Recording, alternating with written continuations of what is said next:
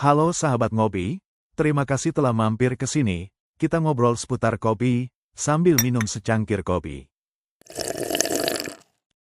Setiap pagi, jutaan dari kita pasti melakukan ritual yang sama, minum kopi. Rasanya tuh kayak langsung ada saklar yang nyala di kepala kita kan? Tapi ternyata, ini bukan cuma sugesti loh. Ini adalah sebuah, bisa dibilang, manipulasi kimiawi yang super canggih. Oke, yuk kita bongkar bareng-bareng apa sih yang sebetulnya terjadi di dalam otak kita. Sebelum kita lanjut, jangan lupa klik tombol subscribe-nya, dan share video ini jika bermanfaat. Pernah penasaran gak sih apa yang sebetulnya terjadi di balik layar? Soalnya, cuma dalam 15 menit setelah tegukan pertama itu, ada sebuah drama biokimia yang luar biasa lagi berlangsung di dalam otak kita. Nah, kita akan selami misteri ini. Oke, sebelum kita ngobrolin soal kopi, penting banget buat kita paham dulu gimana caranya otak kita secara alami ngasih sinyal capek. Nah, disinilah karakter utama pertama kita muncul, si pembawa pesan kantuk. Kenalan dulu ya, namanya adenosin. Anggap aja dia ini kayak meteran energi di otak kita. Jadi, sepanjang hari, setiap kali neuron kita kerja keras, mau itu buat mikir, gerak, atau belajar, mereka ngehasilin adenosin ini sebagai produk sampingan. Prosesnya sebenarnya simpel banget. Gini nih, makin lama kita melek, makin banyak aktivitas neuron kan? Nah, adenosin ini jadi makin numpuk. Terus, molekul ini mulai cari kursi buat didudukin, yang kita sebut reseptor. Begitu mereka nempel, klik, sinyal capek langsung dikirim. Nah, inilah alasan ilmiah kenapa kalau udah sore tuh kita bawaannya pengen nguap terus. Nah, disinilah ceritanya jadi seru. Masuklah si penyusup ini. Waktu kita minum kopi, kita tuh nggak cuma masukin cairan biasa.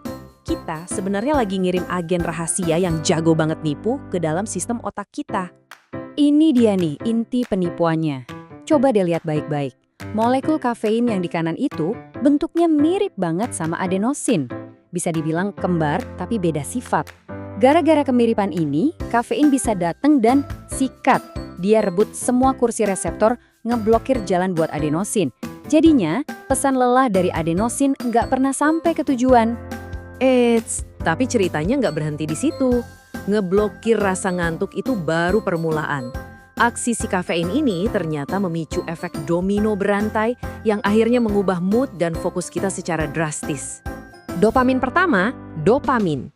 Gampangnya, dopamin ini zat kimia happy di otak kita yang bikin kita ngerasa senang dan termotivasi. Nah, karena adenosin diblokir, keran dopamin jadi lebih kebuka. Makanya kopi itu nggak cuma bikin kita melek, tapi seringnya bikin mood jadi lebih baik dan semangat. Lanjut, domino kedua, glutamat. Anggap aja ini kayak bensinnya otak kita. Kafein bikin aktivitasnya meningkat, jadi pemrosesan informasi di otak jadi lebih ngebut. Pikiran rasanya jadi lebih clean, lebih jernih, dan lebih tajam. Keren ya? Dan yang terakhir, kafein juga bisa nyolek kelenjar adrenalin kita, walau cuma dalam dosis ringan. Ini yang bikin tubuh kita masuk ke mode siap siaga. Detak jantung jadi sedikit lebih cepat, indera kita lebih waspada. Pokoknya, kita jadi siap tempur menghadapi hari. Tapi kita semua tahu kan, pengalaman ngopi tiap orang itu beda-beda. Ada temen yang bisa minum espresso sebelum tidur dan tetap pules, sementara kita mungkin minum secangkir di pagi hari aja udah gelisah. Kenapa bisa gitu? Nah, jawabannya ternyata personal banget, ada di dalam gen dan kebiasaan kita. Kuncinya ada di gen bernama CYP1A2. Halo YouTube. Anggap aja gen ini semacam manajer metabolisme kafein di tubuh kita. Kalau kamu seorang fast metabolizer, tubuhmu bakal ngolah kafein dengan cepat, jadi efeknya juga cepat hilang.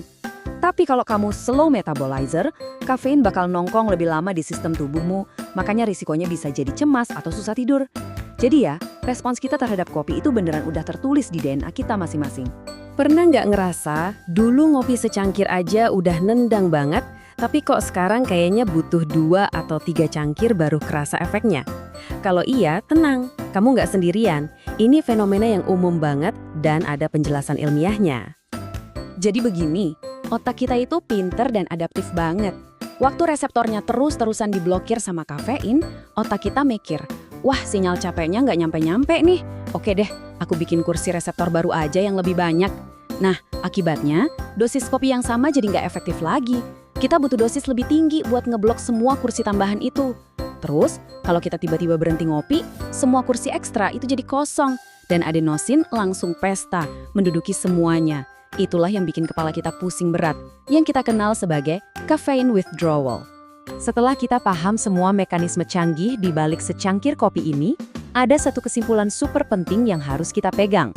Ini tentang sebuah konsep yang namanya utang tidur. Dan ini dia intinya. Kafein itu tidak menciptakan energi.